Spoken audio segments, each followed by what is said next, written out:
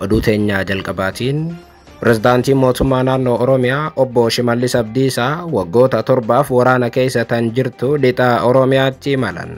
Obbo Shimallis Abdiisaa ajaja waraana Itoophiyaa Fiild Maarshaal Biraanuu Juulaa fudhachuun Naqamtee gahaniiru. Pirezidaantichi Naqamtee maaliif gahanii? Gabaasa bal'aa isin biraan geenya. Oduu biraatiin haleellaa tibbana Yamanitti raawwatameen lammiilee Itoophiyaa ajjeefaman keessaa 3 maatii tokko irraa kan tahanidha jedhame. Haleellaa Ameerikaan Huutii irratti raawwachuuf jettee lammiilee Itoophiyaa 60 ol irratti raawwattee fi maatii tokko keessaa namni 3 du'uu bal'inaan isin biraan geenya.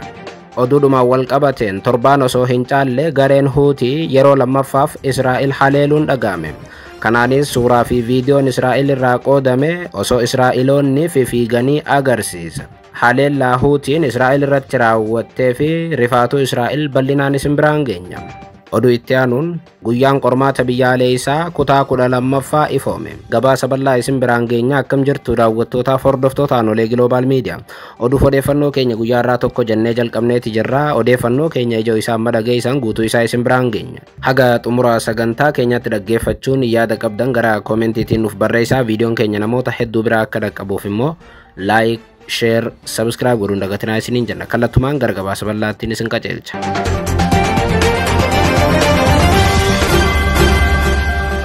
Oduu teenya jalqabaatiin Pirezidaantiin mootummaa naannoo Oromiyaa obbo Shimallis Abdiisaa waggoota 7 waraana keessa tan jirtu lixa Oromiyaatti imalan. Obbo Shimallis ajajaa waraana Itoophiyaa Fiild Maarshaal Biraanuu Juulaa fudhachuun Naqamtee gahaniiru. Haaluma kanaan ayyaanni hundeeffama waggaa 47ffaa ajaja lixaa arra kabajamaa jiraachuu raayyaan ittisa biyyaa ibseera. Raayyaan ittisa biyyaa ajaji lixaa erga hundeeffamee walakkaa jaarraatiif kan deemu yoo ta'u, raayyaan ittisa biyyaa achitti hundeeffame kun yoo xiqqaate waggoota 40 caalaa uummata Oromoo lixa Oromiyaa ajjeesuu fi dararuudhaan ni himatama.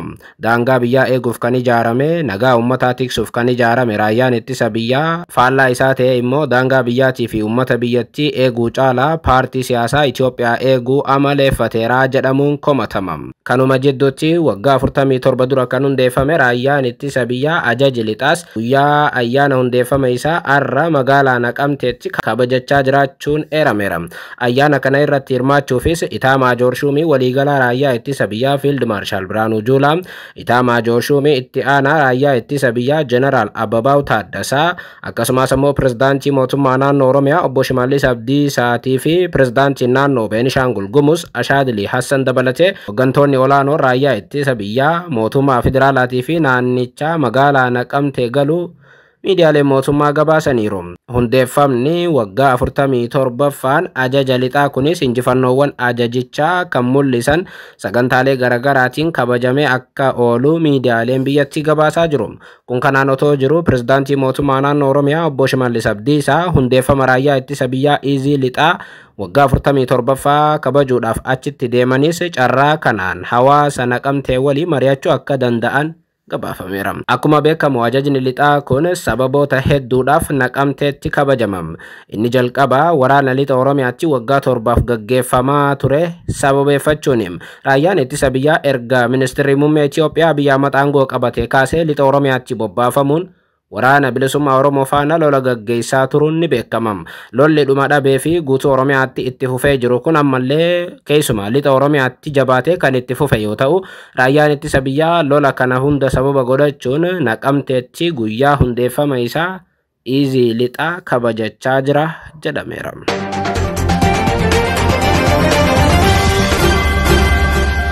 Oduu biraatiin haleellaa tibbana Yamanitti raawwatameen lammiilee Itoophiyaa ajjeefaman keessaa 3 maatii tokko irraa kan tahanidha jedhame. Tibbana Ameerikaan Huutii Yaman haleeluuf jettee lammiilee Itoophiyaa 50 ol ajjeesuun ni yaadatama. Haleellaa gareen Huutii irra deddeebi'iin galaana diimaa irratti raawwatuuf haaloo ba'uuf jecha Ameerikaan torbaan dabre Yaman keessatti haleellaa cimaa raawwatteen godaantota hedduu ajjeefteetti. Biyyoonni lixaa yeroo dheeraadhaaf iddoowwan meeshaalee waraanaatii fi diinagdee Huutii Yaman irratti xiyyeeffachuu isaanii ibsaa kan turan ta'us dhiyeenya kana immoo bakka baqattoonni walitti qabamanitti haleellaan raawwatame. Akka lakkoofsa Itoophiyaa ebla 2017 xiyyaaronni waraana Ameerikaa haleellaa boombii Yaman irratti raawwateen bakka lammiileen Itoophiyaa walitti qabaman keessatti ajjeechaa hedduu raawwateera. Chaanaaliin TV Huutii Almasiiraan akka gabaasetti haleellaa kanaan yoo xiqqaate namoonni 68 ajjeefamaniiru. 47 kan ta'an biroo immoo madaa'aniiru. Haleellaa kanaan lammiilee Itoophiyaa ajjeefaman keessaa ilmaan durbii kan ta'an namoonni 3 bakka tokkotti ajjeefamuu BBC'n afaan Tigree maatii isaaniirraa odeeffachuun gabaaseera. ቤተሰብ ገዳይቲ አሜሪካ ኣብ መዳጎነ ማእከል ስደተኛታት ዝፈጸመቶ ደብዳብ ዝኾኑ 3 ኢትዮጵያውያን ደቂ ሓወቦታት ደቂ 3 ኣሕዋት እዮም ወዲ ሓወይ ሞይትን ኢላትያ ዘይትኸዲ እሳለ ወርዳ ሞይቱ ዋይ በቃ ሃምዚ ሸውስ ስለ ሓዘን እዩ ኣብ ሕማቕ ኩነታት ነው ብጣዕሚ Sorai hiwatii fi maarag yeroo adda addaatti kaaba Itoophiyaa naannoo Tigraay aanaa Sooriyaa Gibaar jedhamtu irraa gara Yaman godaanuudhaaf gammoojjii fi galaana ce'anii imalan. Dargaggoonni 3 fira ta'an kun imala qormaataan guuteen galaana diimaa ce'anii gara Yaman erga seenanii booda bakka Raagoo jedhamutti yeroo dheeraa dabarsan. Sana booda godaantota seeraan alaa jedhamanii qabamuun ji'a 4 hidhaa keessa turaniiru. Mana hidhaa yeroo dheeraaf itti dabarsan irraa fuudhamuun gara bakka Sa'aadaa jedhamutti geeffaman. Sa'aadaa jedhamtu kun bakka haleellaan tibbana itti raawwatame yoo ta'u, haleellaan kun osoo hin raawwatamin 7 dursee ture bakka Sa'aadaa jedhamu kana kan geeffaman. Dargaggoonni Itoophiyaa kun Yaman keessatti erga hidhamanii booda darbee maatii isaanii Itoophiyaa jiran keessattuu obboleettii isaanii Saawud Arabiyaa jiran bilbilaan qunnamuu isaanii firri isaanii dhiyoo taate Amlasat Miruz BBC afaan Tigreetti himteetti. Dhugaadha mana hidhaa keessatti bilbila salphaatti argachuu hin danda'an turan garuu darbee obboleettiiwwan isaanii as Saawud Arabiyaa keessa jiran qunnamuu turan. Yaaddayna gaarii jirra jechaa turan jetti Amlasat yeroo ammaa Saawud Arabiyaa keessa kan jiraattu. Obboleettiiwwan namoota du'anii Saawud Arabiyaa keessa jiran bilbila yeroo qunnaman yaaddayna harka mootummaa Yaman keessa jirra as mana hidhaa keessatti nagaa jirra jechaa turan. Dargaggoonni amma ajjeefaman.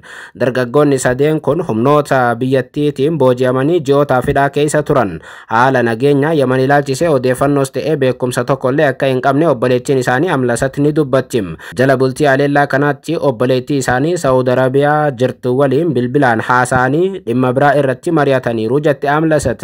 Dhumarratti akkuma barame nagaa ta'a fayyaa ta'a jechuun adda ba'uu himti. Dilbata halkan bilbilaan haasa'anii yeroo gaarii fi kolfaa dabarsaniiru. Rakkoon isin mudateera jedheen gaafadhee ture jetti Amlasat. Erga harka mootummaa keessa jiraanne maaltu nu mudata jechuun isaanis na gaafatanii koflinee taphanne. Waa'ee keenya yaaddayna jechuun deddeebiin nutti dubbatanii jetti Amlasat. Sana booda haleellaan kun wiixata ganama raawwatamuu dhageesse. Qondaaltonni Huutii yeroo sanatti haleellaa kanaan yoo xiqqaate godaantonni Afrikaa 68 akka ajjeefaman himan. Garuu namoonni ijaan argan BBCdhaaf akka mirkaneessanitti yoo xiqqaate lakkoofsi nama ajjeefame 100 ol akka ta'e ibsan. Namni ijaan argan Abdurrahmaan Yaasiin BBCtti akka himetti warri haleellaa kanaan ajjeefamanii fi madaa'an guutummaatti jechuun ni danda'ama lammiilee Itoophiyaati jedhan. Oduduma wal qabateen torbaan osoo hin caalle gareen Huutii yeroo lammaffaaf Israa'el haleeluun dhaga'ame. Kanaanis suuraa fi viidiyoon Israa'el irraa qoodame osoo Israa'eloonni fiiganii agarsiisa. Guyyaa 2 dura wayita Tiraamp garee Huutii Yaman irratti haleellaa raawwannu dhaabneerraa jechuun ibsa laatanitti Huutii fi Israa'el jidduutti diinummaan caalee argameera.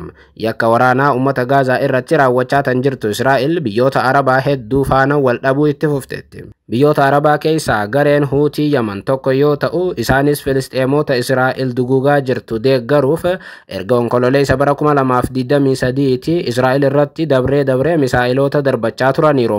Israa'el illeen Yaman keessatti haleellaa wal fakkaataa raawwachaa turteetti. Akkuma beekamu Israa'el biyya xiqqoo qilleensa isii eeguudhaan addunyaa tanarraa jabduu taateedha jedhamti. Kanaanis haleellaan hedduun irratti raawwatamus to'achuudhaaf humna jabaa qabdi jechuudha.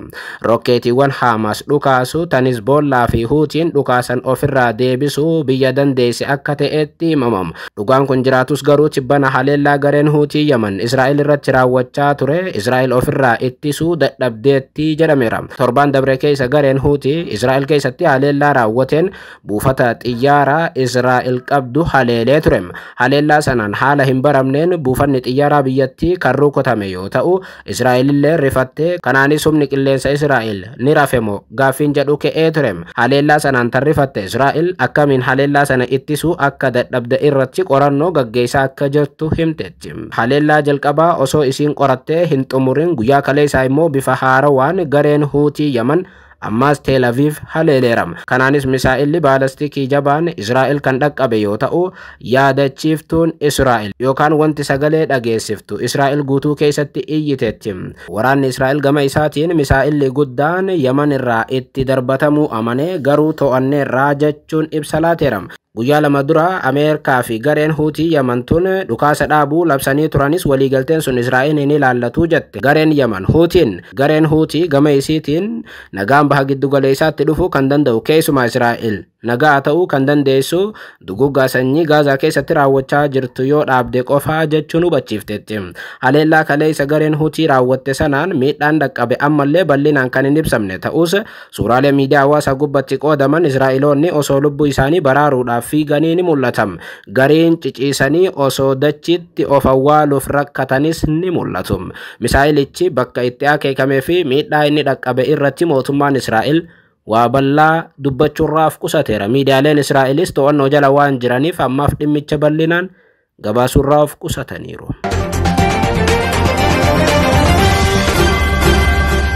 Oduu biraatiin guyyaan qormaata biyyaalessaa kutaa 12ffaa ifoome. Sagantaan qormaata xumuraa barnoota sadarkaa lammaffaa Itoophiyaa yookaan kutaa 12ffaa bara 2017 ifoomeera. Akkaataa sagantaa tajaajilli madaallii barnootaaf qormaata biyyaalessaa beeksiseetiin qormaanni kun waxabajjii 23/2017 haga adoolessa 8/2017tti kan laatamu ta'aa jedhameera. Barattoonni saayinsii uumamaa waraqaa irratti qoraman waxabajjii 21 fi 2017 yuunivarsiitii akka seenan kan ajajaman yoo ta'u waxabajjii 29 fi 30 ammoo barattoota saayinsii hawaasaatu seenaa jedhame. Barattoonni toora intarneetii irratti qoraman mana isaanii irraa deddeebi'uun wiirtuu qormaata ramadameetti kan qoraman akka ta'an eerame. Qabiyyeen qormaataa kitaaba barataa irratti kan hundaa'e waan ta'eef tokkoon barattoota kitaaba barataa mana barumsaatti baratan irratti hundaa'uun beekumsaaf hubannoo fooyya'aa argachuuf kitaabota wabii mijatoo ta'an fayyadamuun akka qophaa'an tajaajilichi waamicha dhiyeesseera. Meeshaalee hannaatii fi gowwoomsaa qormaataaf oolu kamiyyuu yeroo qormaataatti fayyadamuun dhorkaadhaas jedhame. Fakkeenyaaf bilbila akkasumas ammoo nootii gabaabaa qabatanii gara bakka qormaataatti imaluun hin hayyamamu. ተማሪዎች ምንድነው የምትሉት? ተማሪዎች አሁን በኋላ መስረቅ የለም። በደንብ ተማሩ፣ በደንብ አጥኑ። ሌላ አጠናችሁ ከማንም አታንሱም። Akkuma beekamu Itoophiyaatti waggoota 3 dabre barattoonni harki 97 kufaa turan. Kunis ammoo dadhabbii ministeera barnootaati jechuun hedduun ni himata. Ministeerri barnootaa gama isaatiin garuu dadhabbiin kun kan isaa qofa akka hin taanee fi dadhabbiin kun guutummaatti kan maatii barattootaati fi ministeera barnootaa ni dabalataa jedha. Bara dabre barattoota harka lamaatu akka biyyaatti dabre.